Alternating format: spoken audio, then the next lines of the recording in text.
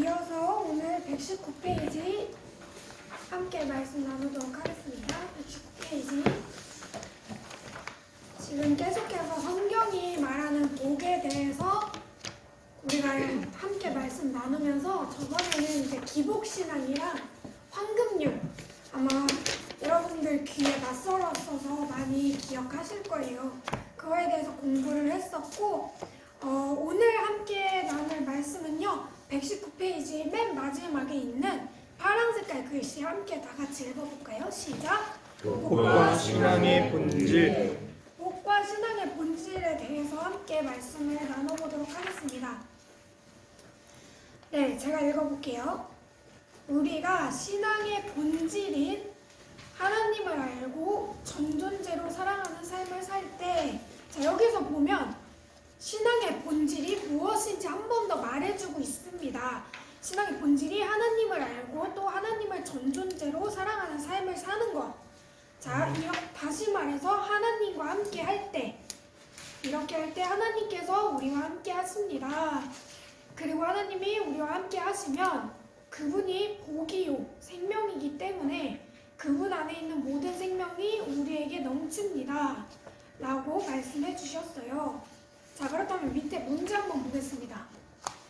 당신은 여기서 말하는 하나님의 생명이 무엇을 가리킨다고 생각합니까? 한번 다 같이 적어볼까요?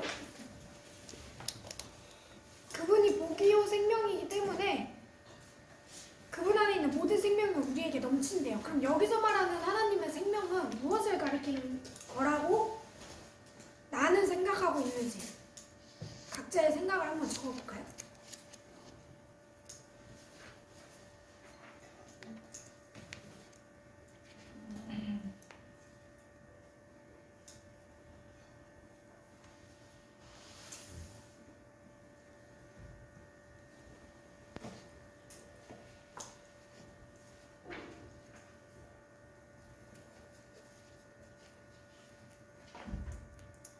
자, 혹시 적어보셨나? 혹시 적으신 분? 안 시킬 거니까 손만 드세요. 적으신 분.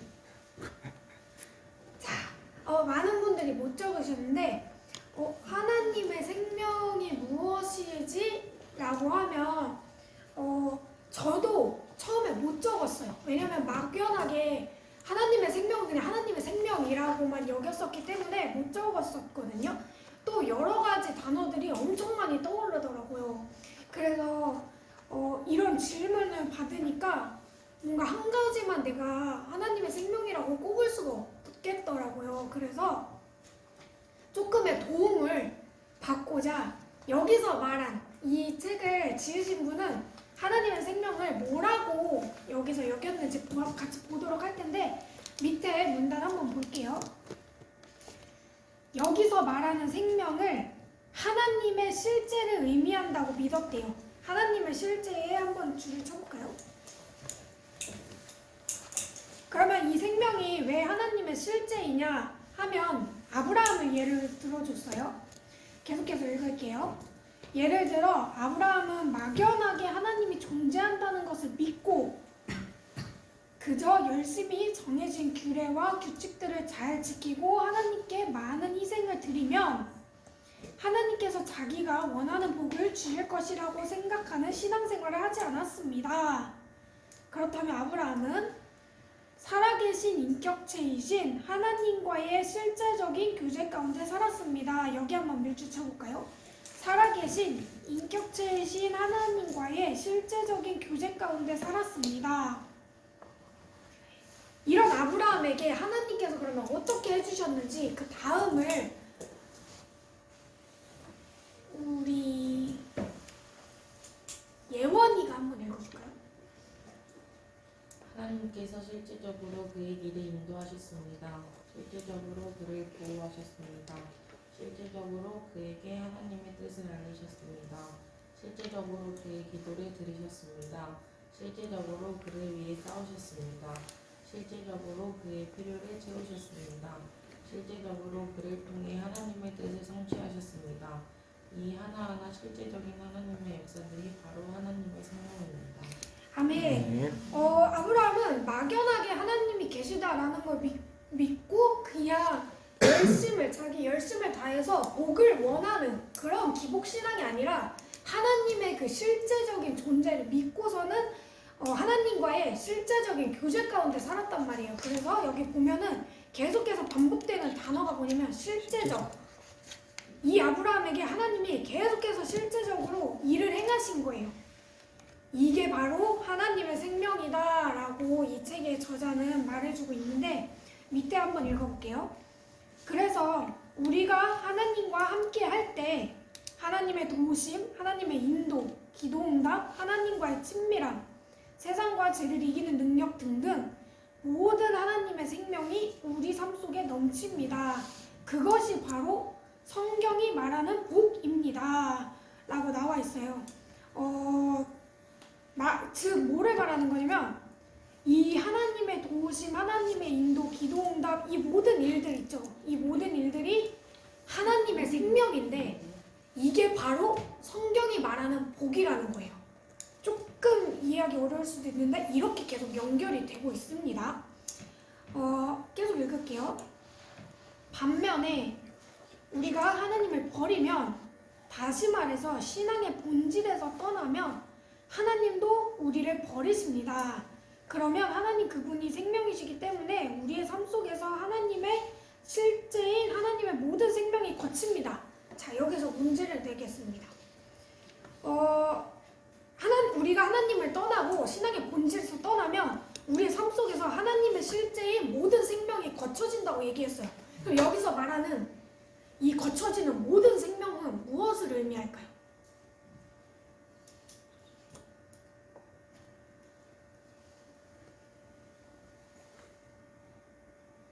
힌트를 좀 드리자면 앞부분에 나와 있는 거거든요.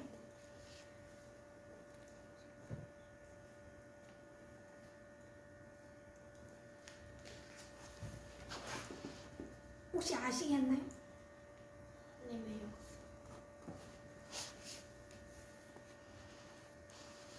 네, 그럼 제가 말하겠습니다. 바로 우리 삶 속에서 이 실제 하나님의 모든 생명이 거친다고 했는데 이게 뭐냐면요. 방금 제가 말한 하나님의 도우심, 하나님의 인도 이러한 역사들이 모두 우리 삶에서 거쳐진다는 말이에요. 계속해서 읽을게요. 하나님의 생명이 거치면 우리가 성경에 나오는 모든 하나님의 역사들에 관한 기록들을 다 믿고 또 하나님은 오늘날도 그런 일을 행하시는 분임을 믿는다고 말할지 몰라도 여기 줄 쳐보세요. 믿는다고 말할지 몰라도 쭉 줄치세요. 그 실제적인 역사들은 우리 삶 속에서 전혀 경험하지 못하게 됩니다.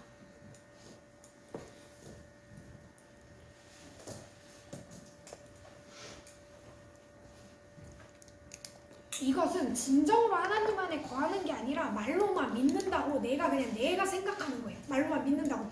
실제로는 하나님의 실제적인 모든 것이 거쳐졌는데 나는 하나님을 믿어요 라고 얘기만 하고 전혀 하나님의 그런 일들을 경험하지 못함을 이야기하고 있어요. 자, 그렇다면 밑에 문제를 한번 다 같이 풀어볼게요. 당신은 하나님께서 하나님의 사람들의 기도를 놀랍게 응답하신 모든 성경적인 내용들을 다 믿습니까? 네. 믿어요? 네.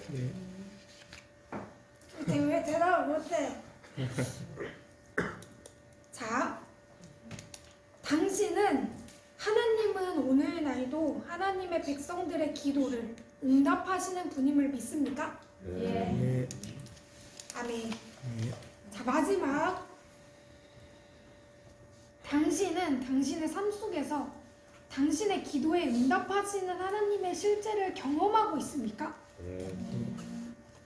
자, 그렇다면 당신의 삶 속에 함께 하시는 하나님의 모든 생명의 차원에서 볼 때 나는 하나님과 함께하고 있습니까? 아니면 하나님을 떠났습니까?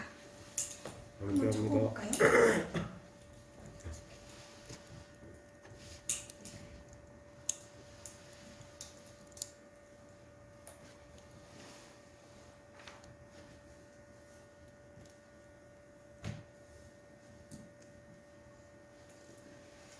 네, 다 적으셨을 거라고 생각이 들어요.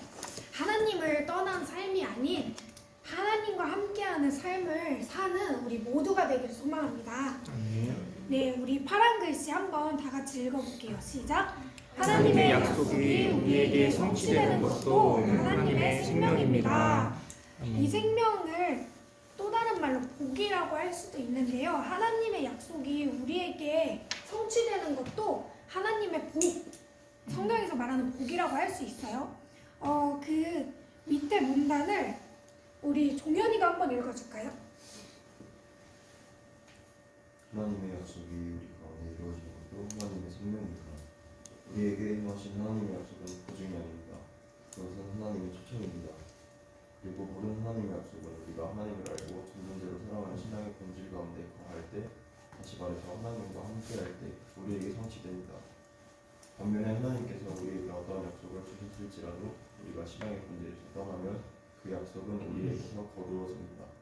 하나님의 약속 또한 하나님의 생명이기 때문입니다. 아멘. 네, 좋아요.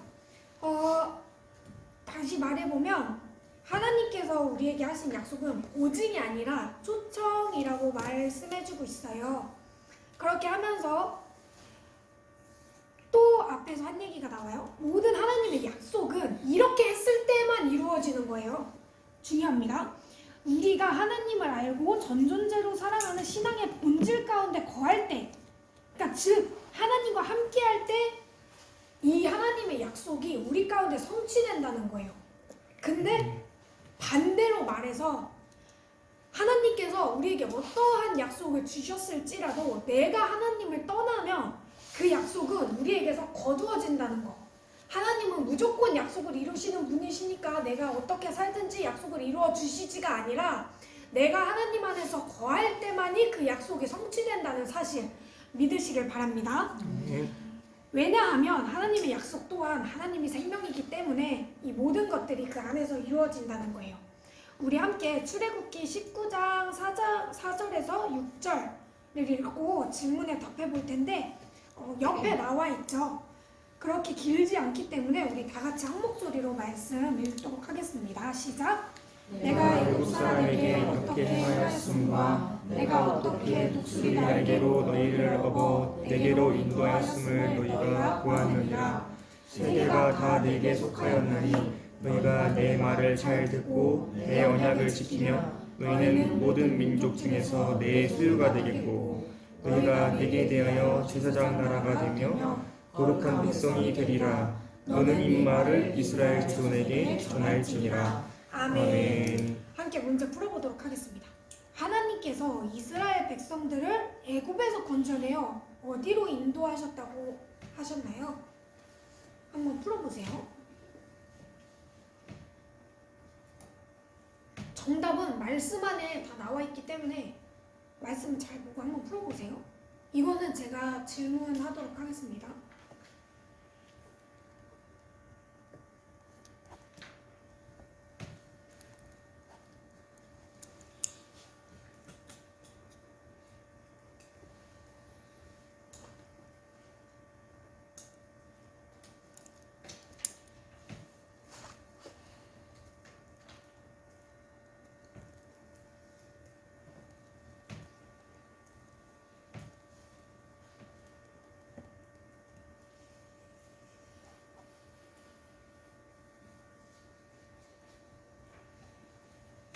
네, 한번 제가 질문을 드리도록 하겠습니다. 우리 현진 청년 혹시 적으셨나요?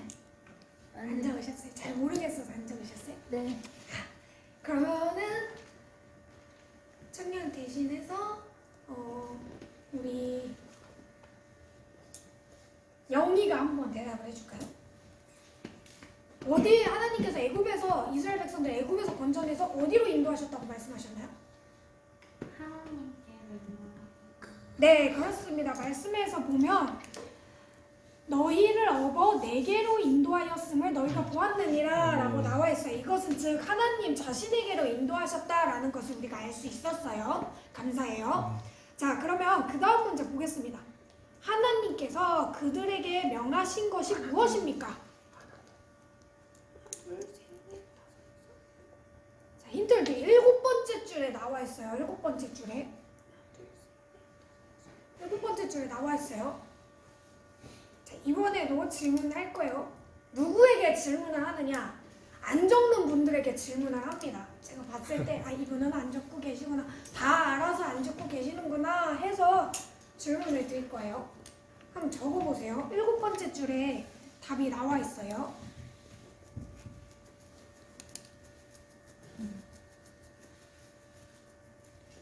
하나님께서 이스라엘 백성들에게 명하신 것이 과연 무엇이었을까요?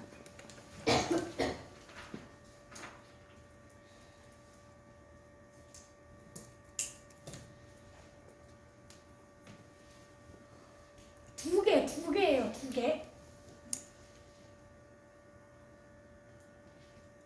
네, 그렇다면 제가 질문을 드리도록 하겠습니다.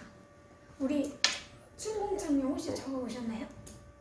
예. 네, 그러면 말씀해 주세요. 하나님께서 그들에게 명하신 것이 무엇이었나요? 말과 언약입니다. 잘못 들었어요. 뭐 다시. 말과 언약입니다.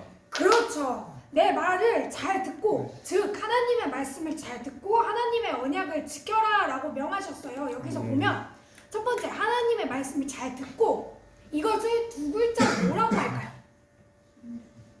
방금 누가 말씀 대답해 주시죠? 예은이? 그렇죠, 맞아요. 순종이에요. 네. 그러니까 하나님께 순종하고 하나님의 언약을 지켜라라고 명하셨어요.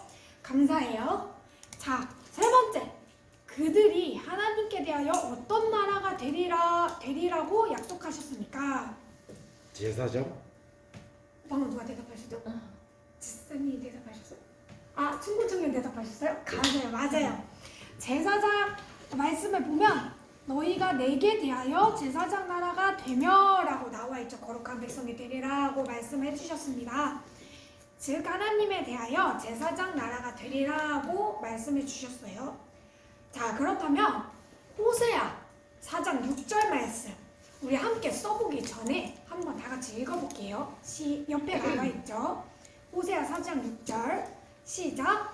내 백성이 지식이 없음으로만 말하노라. 내가 지식을 버렸으니 나도 너를 보여 내 제사장이 되지 못하게 할 것이요 내가 내 하나님의 율법을 잊었으니 나도 내 자녀들을 잊어버리리라. 한번 우리 함께 적어볼까요?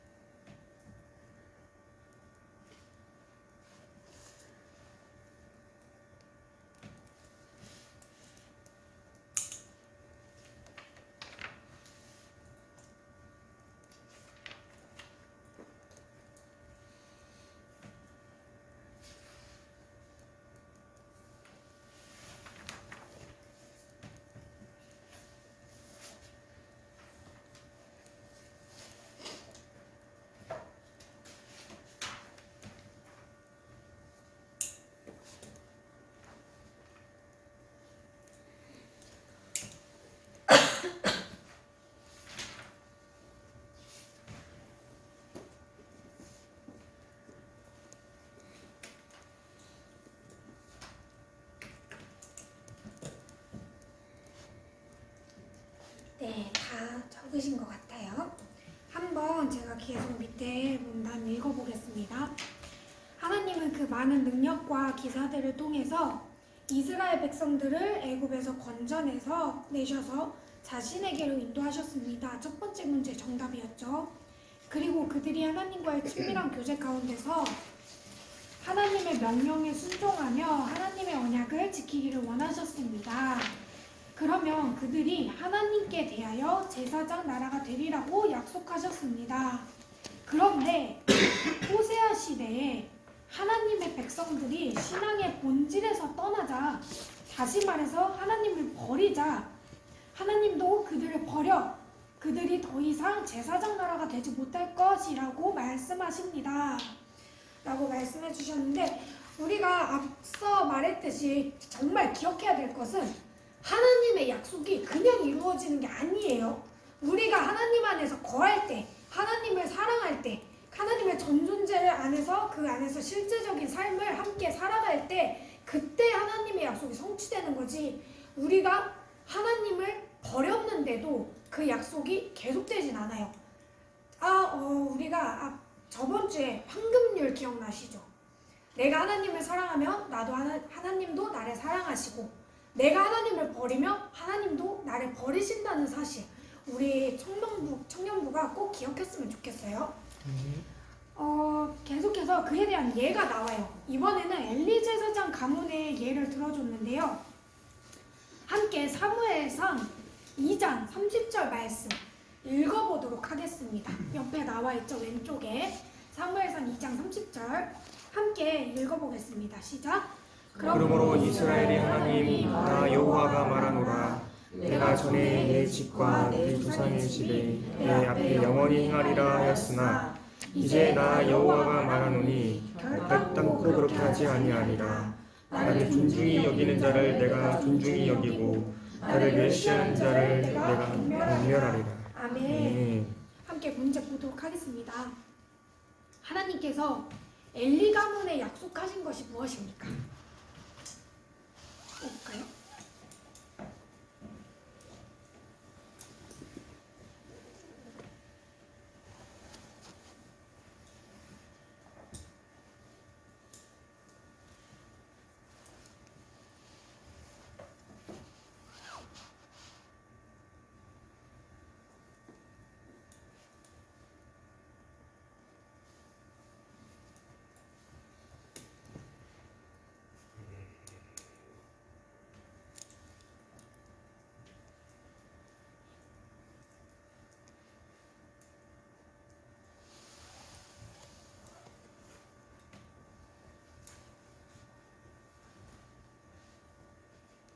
하나님께서 엘리 가문에게 약속하신 것이 무엇인지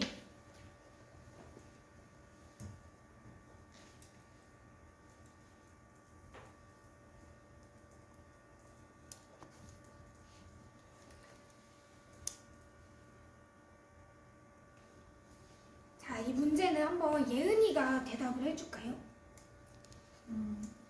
내가 전에 내 집과 내 조상의 집이 내 앞에 영원히 행하리라 하였으니 약속하였습니다. 네, 맞아요. 거기 그 부분이에요. 그래서 근데 제가 이 부분을 읽었을 때 조금 어렵더라고요. 그래서 제가 쉬운 성경을 한번 찾아봤었어요. 쉬운 성경에는 뭐라고 나와 있냐면요. 제가 읽어드릴게요.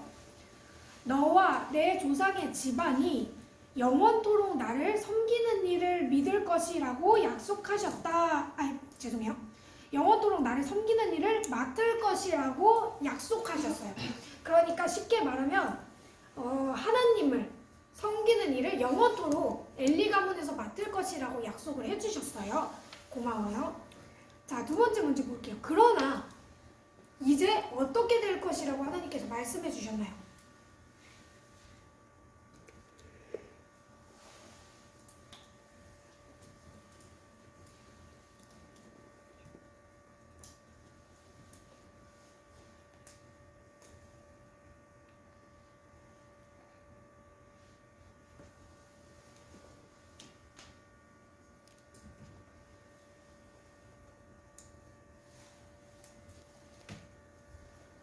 네, 이 문제는 제가 한번 말씀해 드릴게요. 이제 어떻게 될 것이라고 하셨냐면 결단코 그렇게 하지 아니하리라고 말씀하시면서 엘리 가문을 심판할 것을 말씀해 주셨습니다. 그렇다면 마지막 그 이유가 무엇일까요? 하나님께서 엘리 가문에게 영원토록 나를 섬기는 일을 너네 가문에서 맡을 것이다 라고 하셨는데 그 약속을 거두셨단 말이에요. 그 이유가 무엇이었을까요? 하나님을 멸시하였기 때문입니다. 네, 맞습니다. 감사합니다. 엘리 제사장이 하나님을 멸시하였기 때문에, 즉 하나님을 떠나고 신앙의 본질에서 떠났기 때문입니다. 한번 밑에 문단 제가 읽어볼게요. 하나님은 과거에 엘리 제사장 가문이 하나님 앞에서 영원히 섬기게 될 것이라고 약속하셨습니다. 첫 번째 문제였죠. 그런데 하나님은 이제 그 약속을 거두십니다. 하나님은 오히려 그 가문을 심판하실 것을 말씀하십니다. 이게 바로 두 번째 문제의 정답이었어요. 그 이유는 그가 하나님을 멸시하였기 때문입니다. 다시 말하면 신앙의 본질에서 떠났기 때문입니다. 여기서 중요한 건요. 이 하나님이 떠났다. 이 말은 내가 내 죄를 알고 하나님을 떠났었어요. 근데 내가 내 죄를 알고 회개하고 돌아오는 사람한테 해당되는 게 아니라요. 계속 우리가 앞에서 말씀을 봤듯이 나는 하나님을 떠났는데 하나님을 내 생각으로는 하나님을 떠나지 않았다고 생각하고 말하는 거예요. 그래서 누군가의 권면을 들었을 때 너 하나님 떠나면 안 된다. 너 하나님께 다시 돌아와야 한다. 라는 그런 권면이나 말씀을 들었을 때 아니 나 하나님하고 같이 있는데 그게 무슨 소리야? 내가 예배도 열심히 드리고 헌금도 많이 하고 이러는데 뭘 내가 하나님을 떠나? 이러는 사람을 말하는 거예요. 이러는 사람에게는 하나님께서 그 약속을 거두신다. 이렇게 하나님을 버린 자들에게서 하나님의 약속을 거두신다는 거지 모든 사람에게 해당되는 게 아니에요. 정말 내가 행한 일을 십자가 앞에 모두 못 받고 회개하고 돌아오는 사람한테 해당되는 게 아니라 하나님을 떠났음에도 불구하고 계속해서 교만한 삶을 살아가는 사람들한테 해당되는 얘기라는 점 우리 청년회가 꼭 알아야 돼요. 우리 파란색 글씨 마지막 주제죠. 한번 읽어보겠습니다. 시작. 우리를 향한 하나님의 의도는 생명입니다. 하나님께서 너가 날 떠나면 나도 너 떠날 거고 나 너 버릴 거야. 이게 의도가 아니에요. 이게 하나님께서 원하시는 게 아니에요. 하나님께서 원하시는 거는 우리에게 하나님의 생명을 주시는 것, 즉 하나님의 복을 주시는 건데 한번 읽어볼게요. 여호와의 말씀이니라 너희를 향한 나의 생각을 내가 아나니 동그라미 쳐볼게요. 평안이요 재앙이 아니니라 너희 장래에게 미래 동그라미 희망 동그라미 희망을 주려는 것이니라. 아멘. 예레미야 29장 11절 말씀이었어요. 여기서 보면 하나님께서 우리에게 주기를 원하시는 것은 평안과 미래와 희망이라는 것을 알 수 있는데 계속해서 읽어볼게요. 우리를 향하신 하나님의 의도는 생명입니다. 재앙과 저주는 우리를 향하신 하나님의 의도가 아닙니다. 그래서 하나님은 신명기 30장에서도 이스라엘 백성들에게 그들과 그들의 자손을 위해 생명을 택하라고 하셨습니다. 우리가 이 성경에서 말하는 복 처음에 할 때 신명기 30장을 읽었었는데 거기서 뭐가 있었냐면요. 생명과 복과 사망과 화가 있었어요. 근데 그 중에서 하나님이 그 백성들한테 생명을 선택하기를 원한다라고 말씀을 하셨단 말이에요. 여기서도 볼 수 있죠. 하나님께서 우리에게 하나님께서 우리에게 주시기를 원하시는 건 화와 재앙과 사망이 아니라 생명과 복이라는 것을 알 수가 있습니다. 계속해서 읽을게요. 에덴 동산을 보아도 우리는 우리를 향하신 하나님의 의도가 얼마나 하나님의 생명이 넘치는 삶인가를 알 수 있습니다. 그런데 하나님의 백성이 하나님을 떠나면 그 결과는 사망입니다. 아무리 하나님께서 우리에게 생명을 원하셔도 우리에게 나타나는 결과는 사망이요 저주입니다. 하나님 그분이 생명이시기 때문입니다. 자, 이 말이 뭐냐면요. 하나님을 떠나면 그 결과는 사망이래요. 근데 여기서 말하는 사망은 내가 하나님을 떠났어. 그런데 내가 죽은 거예요. 이 사망을 말하는 게 아니라 육신으로는 살아있어요. 살아있는데 내가 하나님을 떠나는 순간 내 영이 죽는 거예요. 내 영이 죄에 빠지고 마귀에게 넘어가고 그러다 보니까 내 육신이 아니라 내 영이 죽는다는 그 사망을 뜻합니다. 계속해서 읽을게요. 그래서 하나님은 그때마다 하나님의 백성들에게 하나님께로 돌아오라고 촉구하십니다. 여기 한번 줄쳐볼게요. 하나님은 그때마다 하나님의 백성들에게 하나님께로 돌아오라고 촉구하십니다.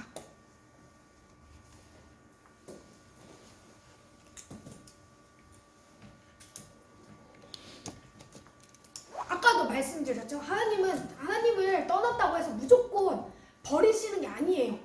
여기 왜냐하면 하나님의 의도는 생명과 복을 주시는 것이기 때문에 여기서 말씀이 나왔죠. 백성들에게 계속해서 하나님께로 돌아오라고 촉구를 하고 계세요. 다시 말해서 신앙의 본질로 돌아오라고 하는데 이유가 뭐냐면 그들이 살기 위해서, 즉 하나님 자신을 위한 것이 아니라 나를 위해서 또 우리를 위해서 우리를 살리시기 위해서 계속 돌아오라고 촉구를 하신다고 합니다. 네, 그렇다면 우리 말씀을 함께 읽고 단원을 맞추도록 할 텐데요. 호세아 6장에서 1절, 3절, 6장 1절에서 3절 말씀 함께 다 같이 한 목소리로 읽겠습니다. 시작! 오라 우리가 여호와께로 돌아가자. 여호와께서 우리를 찢으셨으나 도로 낫게 하실 것이요 우리를 치셨으나 싸매어 주실 것입니다. 여호와께서 이틀 후에 우리를 살리시며 셋째 날에 우리를 일으키시리니 우리가 그의 앞에서 살리라. 그러므로 우리가 여호와를 알자. 힘써 여호와를 알자. 그의 나타나심은 새벽빛같이 어김없나니 비와 같이 땅을 적시는 늦은 비와 같이 우리에게 임하시리라 하니라. 아멘. 아멘. 계속해서 예레미야 29장 12절에서 14절 말씀 함께 읽겠습니다. 시작! 너희가 내게 부르짖으며 내게 와서 기도하면 내가 너희들의 기도를 들을 것이요 너희가 온 마음으로 나를 구하면 나를 찾을 것이요 나를 만나리라. 이것은 여호와의 말씀이니라. 나는 너희들을 만날 것이며 너희를 포로된 중에서 다시 돌아오게 하되 내가 쫓아보내었던 나라들과 모든 곳에서 그와 사로잡혔던 그곳으로 돌아오게 하리라. 이것은 여호와의 말씀이니라. 아멘. 아멘. 네, 한번 뒷장 넘겨볼까요? 우리가 함께 나눴던 말씀들 기억하면서 꼭 세 개를 다 쓰지 않아도 좋아요. 세 개를 다 쓰지 않아도 좋고 이 세 개 중에서 내가 가장 뜻깊게 와닿았던 것이나 아니면 나의 기도 아니면 하나님은 나에게 이 말씀을 통해서 무엇이 어떻게 하시기를 원하시는지 내가 깨달은 것들을 한번 적어보는 시간 됐으면 좋겠어요. 자, 한 줄도 괜찮아요. 한번 우리가 그동안 했던 거를 생각하면서 기억하면서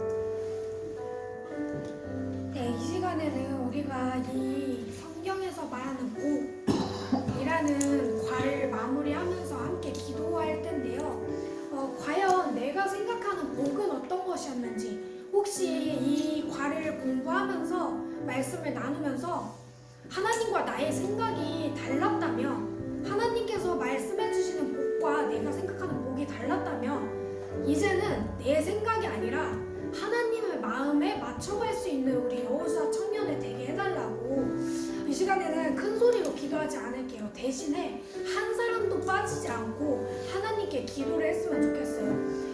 제가 가끔씩 반주를 하다가 이렇게 끝날 때쯤 됐나 하고 이렇게 눈을 이렇게 살짝 떠보거든요. 그러고 우리 여호수아 한 명 한 명이 간절하게 기도하는 모습을 보는데, 어떤 분들은 기도를 안 하세요. 눈 뜨고 구경하세요. 그러시면 안 돼요. 눈 뜨고 구경하시면 안 되고, 기도하는 시간은, 기도라고 하면 어려우실 수 있어요. 기도면 하나님과 대화를 나누는 거예요. 그냥 되게 막 위대한 게 아니어도 돼요. 그냥 하나님, 제가 오늘 예배에 나왔습니다. 하나님, 오늘 말씀 듣고 깨닫게 해주셔서 감사드립니다. 그냥 이러한 사소한 것도 다 괜찮아요.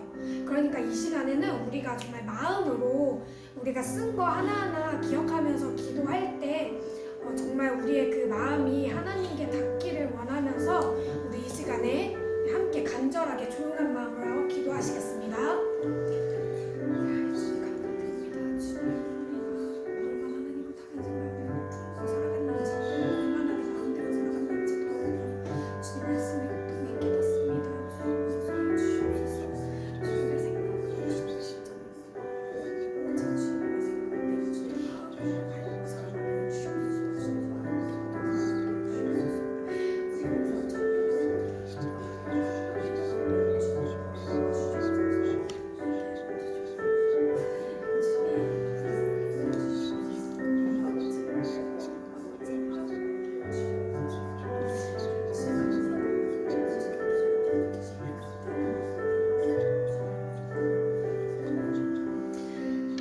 주님, 오늘도 말씀을 통해 하나님의 마음과 뜻을 깨닫게 해주심에 감사드립니다.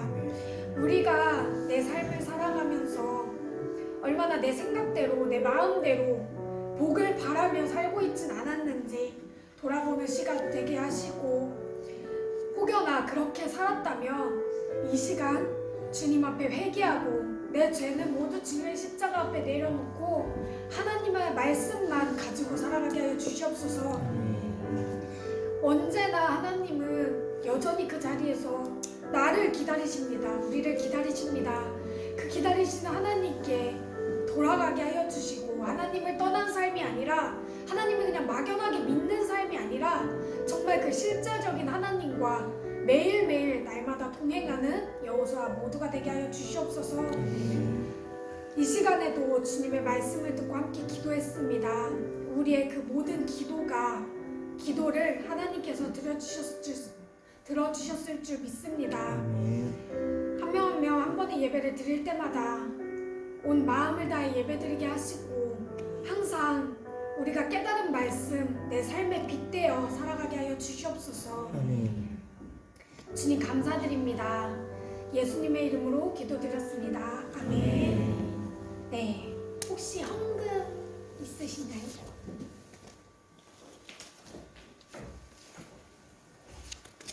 네, 감사합니다. 혹시 광고가 따로 없나요? 그러면 네, 저희 주기도문 하고 오늘 여호수아 청년의 예배 마치도록 하겠습니다. 하늘에 계신 우리 아버지여, 이름이 거룩히 여김을 받으시며 나라가 임하시며 뜻이 하늘에서 이루어진 것 같이 땅에서도 이루어지이다. 오늘날 우리에게 일용할 양식을 주시옵고, 우리가 우리에게 죄 지은 자를 사하여 준 것 같이 우리의 죄를 사하여 주시옵고, 우리를 시험에 들게 하지 마시옵고, 다만 악에서 구하시옵소서. 나라와 권세와 영광이 아버지께 영원히 있사옵나이다. 아멘.